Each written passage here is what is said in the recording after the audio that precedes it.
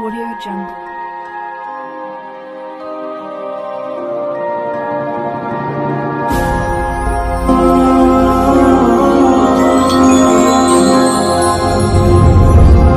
نحمده ونصلي ونسلم على رسوله الكريم أما بعد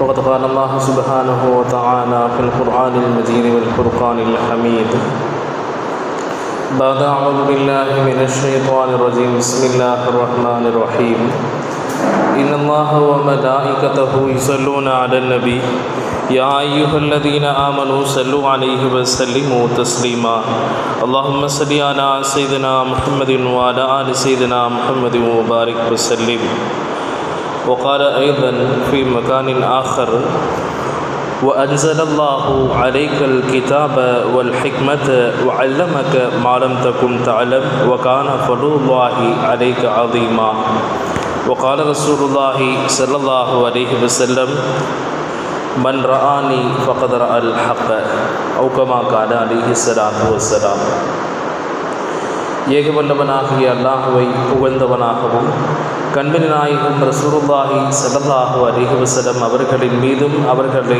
பின்பற்றிய உத்தம சத்திய சஹாபாக்கள் தாபிஈன்கள் தாபிஈன்கள் நாதாக்கள் நல்லடியார்கள் குறிப்பாக நம் அனைவரின் மீதும் அல்லாஹ்வினுடைய அன்பும் அருளும் என்றும் நின்று நிலவட்டுமாக ஆமீன். அல்லாஹுடைய நல்லடியார்களே, அல்லாஹ் ஜல்ல ஷானஹு தஆலா நாயகம் ஸல்லல்லாஹு அலைஹி வஸல்லம் அவர்களை பற்றி சொல்கிற போது லகத் கான லக்கும் ஃபீ ரசூலில்லாஹி உஸ்வத்துன் ஹஸனா, திட்டமாக உங்களுக்கு நாயகம் ஸல்லல்லாஹு அலைஹி வஸல்லம் அவர்களினுடைய வாழ்க்கையில் ஒரு அழகிய படிப்பினை இருக்கிறது என்று சொல்லி காட்டுகிறான். இப்படி சொல்லுகிற இறைவன் எந்தெந்த விஷயங்களிலெல்லாம் படிப்பினை என்பதை சொல்லாமல் இன்னொரு இடத்திலே சொல்லுகிற போது அதை விளக்கி கூறுகிறான். வமா அர்சல்னாக இல்லா ரஹ்மத்தல் லில் ஆலமீன், நாயகமே இந்த அகிலத்தார் அனைவருக்குமே உங்களை ஒரு வேறு அருட்கொடையாகவே தவிர நாம் அனுப்பவில்லை என்று அல்லாஹ் சொல்லி காட்டுகிறான். இதெல்லாம் எதை குறிக்கிறது என்றால், கண்மணி நாயகம் ஸல்லல்லாஹு அலைஹி வஸல்லம் அவர்களுக்கு அல்லாஹு தஆலா இருலோகத்தினுடைய அருட்கொடைகளையும் கொடுத்து நமக்கு நபியாக அனுப்பினான். அவர்களினுடைய ஒவ்வொரு வாக்கியங்களும் அவர்களினுடைய ஒவ்வொரு வாழ்க்கை அமைப்பும் நம்முடைய வாழ்க்கைக்கு படிப்பினையாகவும் அதே போல மறு உலக வாழ்க்கைக்கு ஒரு முன்னுதாரணமாகவும் நமக்கு திகழ்ந்து கொண்டிருக்கிறது. அந்த அடிப்படையில் அன்னலாரினுடைய அற்புதமான சுன்னத்துக்களில் அறிவியலினுடைய நோட்டங்கள் என்கிற தலைப்பில் இன்றைய தினம் நாம் பார்க்க இருக்கிறோம். ஏனென்றால் 1400 வருடங்களுக்கு முன்பதாக வந்த ஸல்லல்லாஹு அலைஹி வஸல்லம் அவர்கள் சொல்லிக் கொடுத்த சுன்னத்துக்கள், அவர்கள் செய்து காட்டிய விஷயங்கள் இன்றளவிலும் அதிலே நிறைய மருத்துவ குணங்கள் இருப்பதாக அறிவியல் அறிஞர்கள் வாய்ப்பிழக்கின்றார்கள். காரணம், அல்லாஹ் சொல்லிவிட்டான், நாயகத்திலே உங்களுக்கு ஒரு அழகான முன்மாதிரி இருக்கிறது. அது இந்த உலகத்துக்கும் சரி மறு உலகத்துக்கும் சரி எல்லா சூழ்நிலைகளிலேயும் ஸல்லல்லாஹு அலைஹி வஸல்லம் அவர்களினுடைய சுன்னத்துக்கள் நாம் கடைபிடித்தால் அதிலே ஏராளமான நலவுகள் இருக்கிறது. முதலாவதாக ஒரு சுன்னத்தை எடுத்துக்கொண்டோம் என்று சொன்னால், நாயகம் ஸல்லல்லாஹு அலைஹி வஸல்லம் உறங்குகிறார்கள்.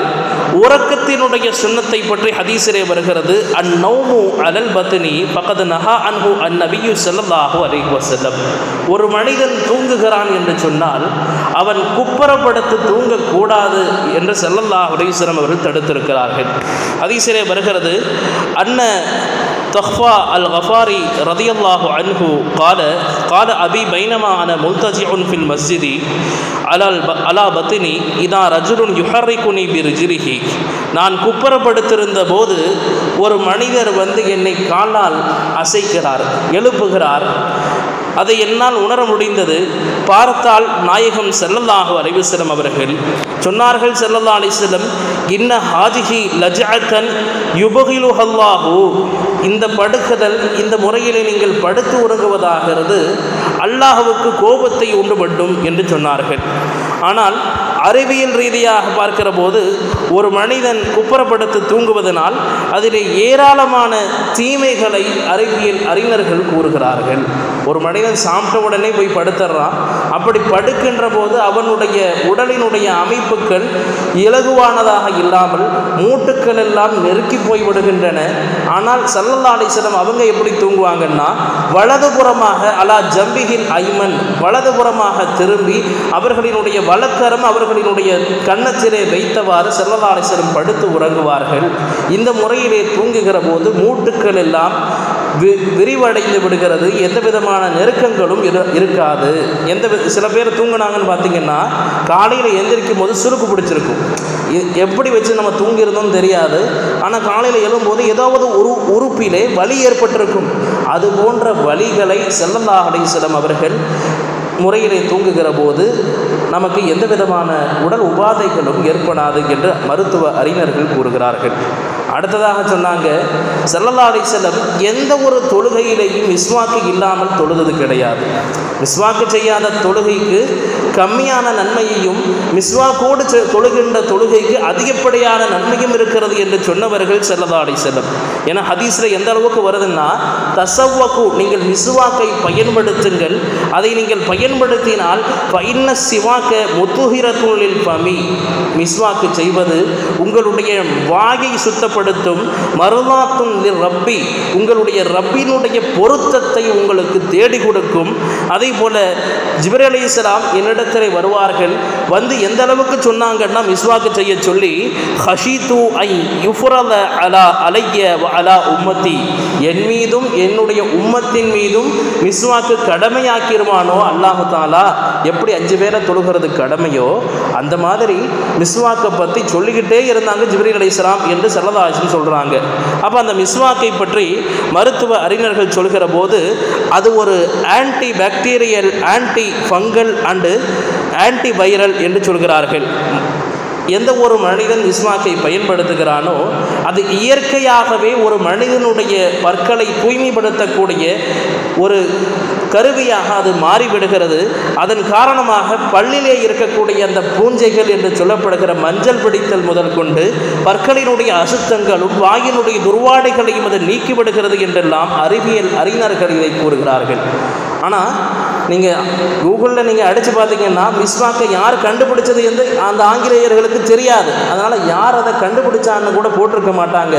ஆனால் ஸல்லல்லாஹு அலைஹி வஸல்லம் அவர்கள் தான் அதை நமக்கு முதல் முறையை சொல்லிக் கொடுத்தவர்கள். ஏன்னா ஸல்லல்லாஹு அலைஹி வஸல்லம் சொல்லும்போது மிஸ்வாக்கு நமது நாயகத்தினுடைய சுன்னத்து மட்டுமல்ல, அஷ்ரும் மின் சுனனில் முர்சலீன, 10 விஷயங்கள் நபிமார்களினுடைய சுன்னத்து என்று ஸல்லல்லாஹு அலைஹி வஸல்லம் ஹதீஸில் சொல்லுவாங்க. அந்த 10 விஷயங்களில் ஒன்று இந்த மிஸ்வாக்கு. அதே மாதிரி நிக்காகும் அந்த 10 விஷயங்களில் உள்ளது.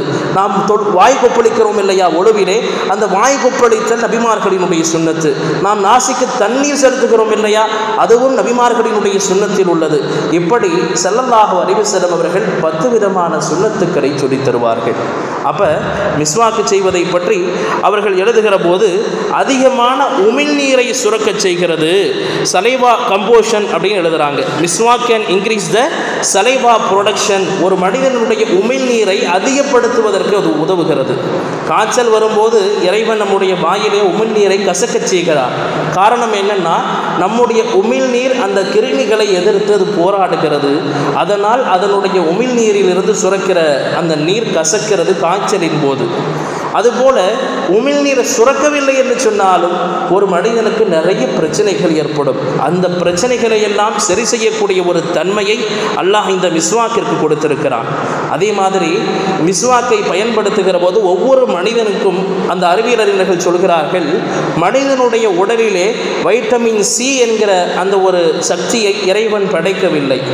ஆனால் எந்த ஒரு மனிதன் இது மிஸ்வாக்கை பயன்படுத்துகிறானோ தினசரி வைட்டமின் சி அவனுடைய வயிற்றுக்குள் செல்கிறது. இதன் காரணமாக 19 முதல் 64 வயதுக்கு உட்பட்டவர்களுக்கு 40 மில்லிகிராம் அளவாவது கண்டிப்பாக அந்த வைட்டமின் சி தேவைப்படும். அதை ஒரு மனிதன் பயன்படுத்துகிறான் என்று சொன்னால் அவனுடைய அந்த ஹீலிங் பவர், நோய் எதிர்ப்பு சக்தியை அதிகப்படுத்துகிறது, எலும்பு சம்பந்தமான பிரச்சனைகளை விட்டும் அவனை பாதுகாக்கிறது என்கிறார்கள் அறிவியல் அறிஞர்கள். மனிதன் நினைக்கலாம் குர்ஆன் என்பது வெறும் ஆன்மீகத்தை போதிக்கக்கூடியது, நபி என்பவர்கள் ஒரு அல்லாஹ்வினுடைய மெசேஜர் தான், ஒரு போஸ்ட்மேனை போல அவர்கள் வந்து செய்தி சொல்ல வந்தவர்கள் என்று நினைக்கலாம். ஆனால் அப்படி கிடையாது. நாயகம் ஸல்லல்லாஹு அலைஹி வஸல்லம் அவர்கள் மனிதன்தான், ஆனால் நம்மை போன்ற மனிதர் அல்ல. ஏன்னா ஸல்லல்லாஹு அலைஹி வஸல்லம் அவங்கள பற்றி ஒரு சஹாபி சொல்லுவாங்க, அவங்க காஃபிராக இருக்கக்கூடிய நிலையில் ஒரு மஸ்ஊத் ரலியல்லாஹு அன்ஹு நாயகத்தை போய் பார்க்கறதுக்காக வேண்டி போவாங்க. அந்த ஸல்லல்லாஹு அலைஹி வஸல்லம் ஹுதைபியா உடன்படிக்கையின் போது நடக்கிற சம்பவம் இது. அந்த சஹாபி காஃபிராக இருக்கும் நிலையில் ஸல்லல்லாஹு அலைஹி வஸல்லம் போய் பார்த்துட்டு வந்து அவங்களுடைய தோழர்கள்ட்ட சொல்லுவாங்களாம், நான் நிறைய அரசர்கள்ட்ட பழகியிருக்கிறேன், நிறைய பேர்த்த பார்த்துருக்கிறேன், ஆனால் முஹம்மதோடு அவர்களுடைய தோழர்கள் நடந்து கொள்ளக்கூடிய ஒரு முறையிலே யாரையும் நான் பார்த்ததில்லை. ஏன்னா அவர் எச்சி துப்புனா அதை கையில் கொண்டு தடவி கொள்கிறார்கள், அவர்களுடைய உமிழ்நீரை அவர்கள் பருகுகிறார்கள், உமிழ்நீரை வரக்கத்தாக கருதுகிறார்கள், அவர் ஒழு செய்தால் அந்த தண்ணீரை அவர்களுடைய முகங்களிலே போட்டுக்கொள்கிறார்கள். ஏன்னா பெருமானார் ஸல்லல்லாஹு அலைஹி வஸல்லம் அவங்க மேலே ஈ கூட அமராது. இதுதான் நாயகத்திற்கு கொடுக்கப்பட்ட அற்புதங்கள். பெருமானாரினுடைய நிழல் பூமியிலே படாது. இதெல்லாம் ஒரு சாதாரண மனிதர் அல்ல என்பதற்கு உண்டான அத்தாட்சிகள். பெருமானார் ஸல்லல்லாஹு அலைஹி வஸல்லம் மலம் ஜலத்தை பூமி விழுங்கிவிடும் என்றெல்லாம் ஹதீஸுக்களிலே வந்திருக்கிறது. ஏன்னா அந்த இடத்திலே நறுமணம் வீசி கொண்டிருக்கும். ஒரு ஹதீஸில் எப்படி வரும்னு சொன்னால், ஒரு தடவை ஸல்லல்லாஹு அலைஹி வஸல்லம் இரவு நேரத்தில் சிறுநீரை வெளியில் போக முடியாது, ஏன்னா விலங்குகள் இருக்கும், காட்டு ஜந்துக்கள் இருக்கும். அப்படின்றதுனால ஒரு பாத்திரத்திலே ஸல்லல்லாஹு அலைஹி வஸல்லம் சிறுநீர் போயிட்டு கட்டிலுக்கு அடியில் வச்சிருவாங்க. ஸல்லல்லாஹு அலைஹி வஸல்லம் உறவினருடைய வீட்டில் ஸல்லல்லாஹு அலைஹி வஸல்லம் தூங்கிட்டு இருப்பாங்க. அப்போ காலையில் எந்திரிச்சு அந்த பாத்திரத்தை வெளியில் கொட்டலாம், அது எங்கன்னு பார்த்தா உடனே அந்த அம்மாட்ட கேட்பாங்க, எம்மா அந்த பாத்திரம் எங்கே அப்படின்னு கேட்கும்போது, நாயகமே அது தண்ணீர் என்று நினைத்து நான் குடித்து விட்டேன். ஒரு நிமிஷம் யோசிச்சு பாருங்க, எந்த மனிதனுடைய சிறுநீராவது வாடை இல்லாமல் இருந்தால் தான் அந்த தண்ணீர்னு நம்ம நினைப்போம். அந்த துர்வாடை இல்லை என்றால் தான் அது தண்ணீர் என்று நாம் நினைப்போம்.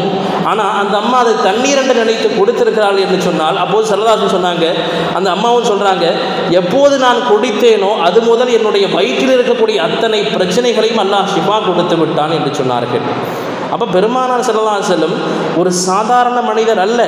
அவர்களினுடைய வியர்வை துளிகளுக்கு அல்லாஹ் தஆலா நறுமணத்தை கொடுத்திருந்தான். ஸல்லல்லாஹு அலைஹி வஸல்லம் மனைவிமார்கள் பாட்டில்களில் ஸல்லல்லாஹு அலைஹி வஸல்லம் வியர்வைகளை பிடித்து வைத்துக் கொள்வார்கள். எப்பொழுதெல்லாம் நறுமணம் தேவைப்படுமோ அப்போதெல்லாம் இந்த நறுமணங்களை பூசிக்கொள்வார்கள். அதே மாதிரி ஒரு தடவை ஃபாத்திமா ரலியல்லாஹு அன்ஹா ரொட்டி சுட்டுட்டு இருப்பாங்க. ஸல்லல்லாஹு அலைஹி வஸல்லம் வாங்க நான் உதவி செய்கிறேன்னு ஸல்லல்லாஹு அலைஹி வஸல்லம் வருவாங்க. வந்து அந்த ரொட்டியை போட்டு ஃபாத்திமா ரலியல்லாஹு அன்ஹா கையில் எடுத்து கொடுப்பார்கள். ஆனால் அந்த ரொட்டியை ஃபாத்திமா ரலியல்லாஹு அன்ஹா அடுப்பில் போடுவாங்க, அந்த ரொட்டி வேகவே இல்லை. நாயகமே, என்ன நீங்கள் கொடுத்த ரொட்டி வேகவே இல்லையே? அப்போ ஸல்லல்லாஹு அலைஹி வஸல்லம் சொல்லுவாங்கன்னா, என்னுடைய கரம் எதிலே பட்டிருக்கிறதோ அதை நெருப்பு தீண்டாது அப்படின்னு சொல்லுவாங்க. அப்போ இப்படிப்பட்ட ஒரு நபியினுடைய செயல்பாடுகள், அதிலே இருக்கின்ற அற்புதங்கமான அறிவியல்கள் எல்லாம் நம்முடைய இந்த வாழ்க்கைக்கும் சரி மறு உலக வாழ்க்கைக்கும் சரி எல்லா விதமான ஞானங்களையும் அது உள்ளடக்கி இருக்கிறது.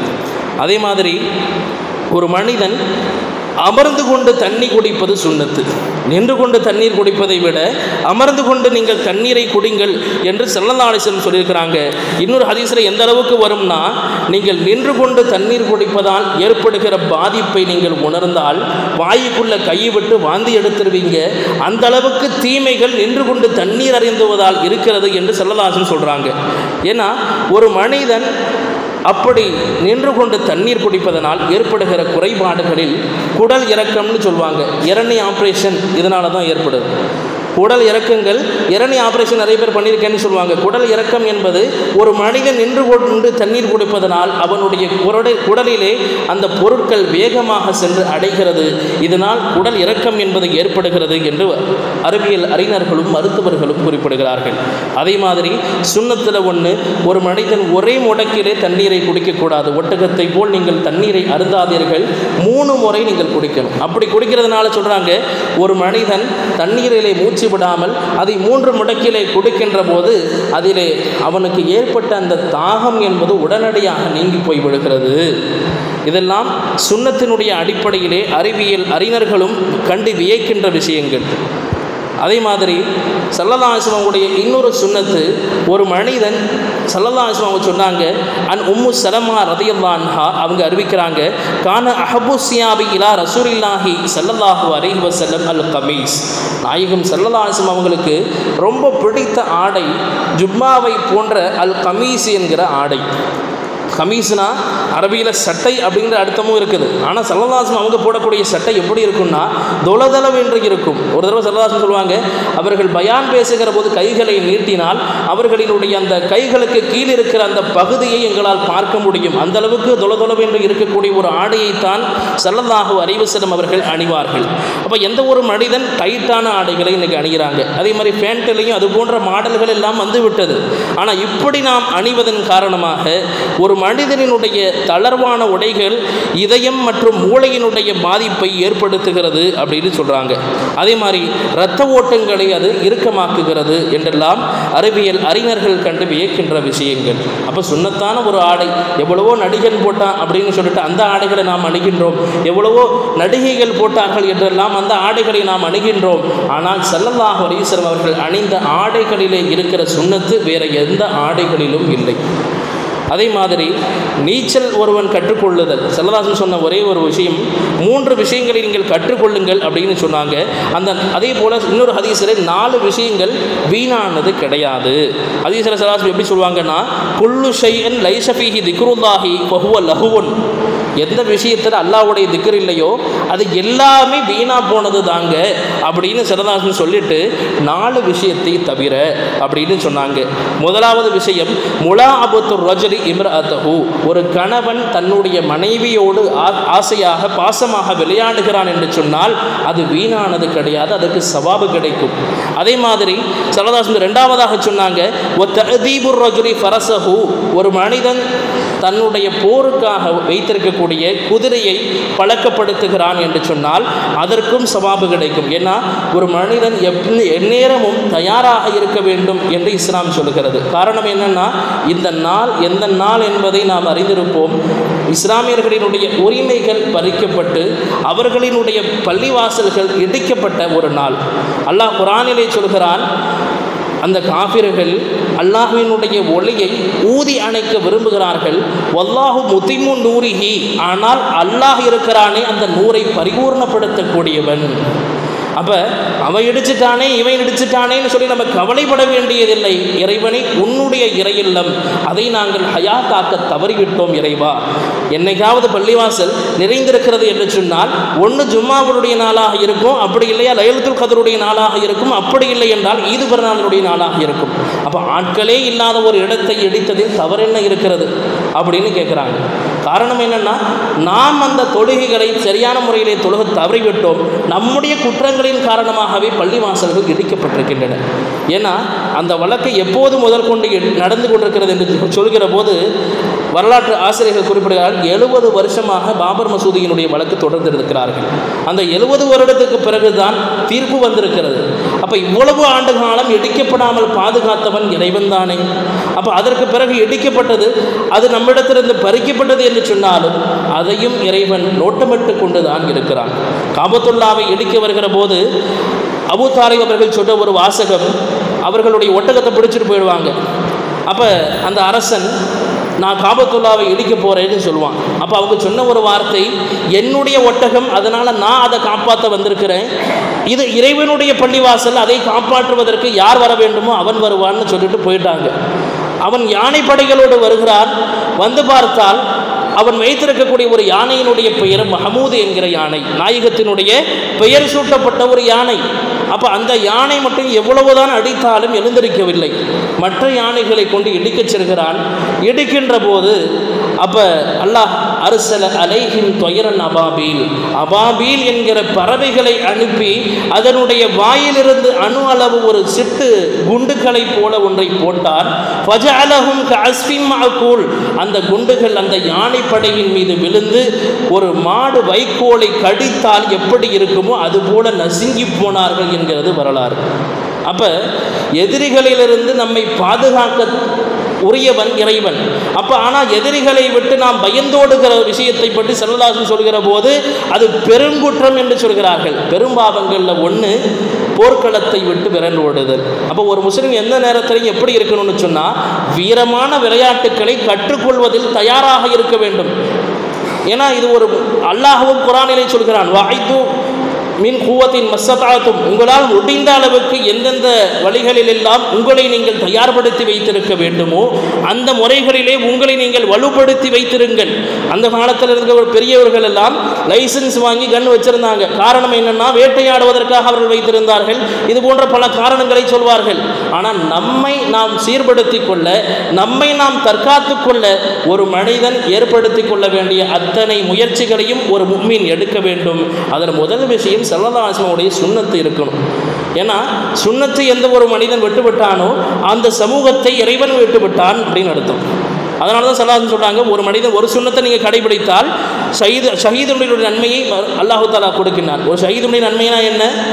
அவனுடைய ரத்தம் கீழே சொட்டுவதற்கு முன்னால் இறைவன் அவருடைய பாவங்களை மன்னித்து விட்டான். அப்போ நம்ம மௌத்தா போகிறதுக்கு முன்னாடி நம்முடைய பாவங்கள் எல்லாம் மன்னிக்கப்பட வேண்டும், நாம் ஒரு சொர்க்கவாசியாக ஆக வேண்டும், அல்லாஹ்வுக்கு பிடித்தமானவர்களாக நாம் ஆக வேண்டும் என்று சொன்னால் சுன்னத்தான நடைமுறைகளை நாம் கடைபிடிக்க வேண்டும்.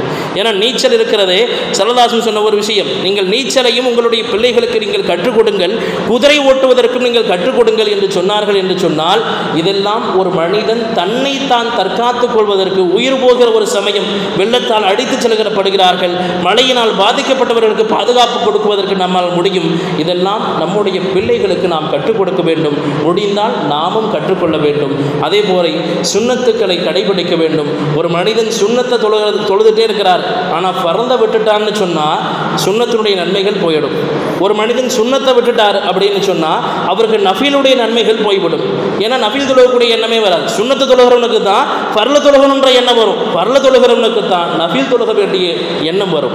எனவே வல்ல ரஹ்மான் அவனை அடையக்கூடிய அடியார்களாகவும் நாயகத்தை பின்பற்றக்கூடிய நல்லடியார்களாகவும் அல்லாஹ் நம்மை ஆக்கி அருள் புரிவானாக.